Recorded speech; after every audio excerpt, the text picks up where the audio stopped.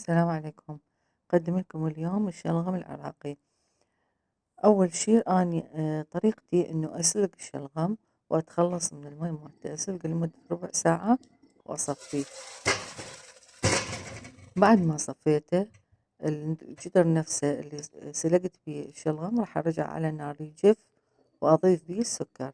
كمية السكر تعتمد على كمية الشلغم وانتو حسب رغبتكم، ممكن تضيفون كوب أو أقل أو أكثر حسب الكمية وحسب الرغبة.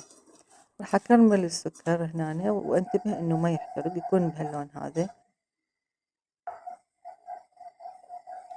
وبعدها أضيف عليه الشلغم وأضيف عليه الماي والدبس أيضا حسب الرغبة.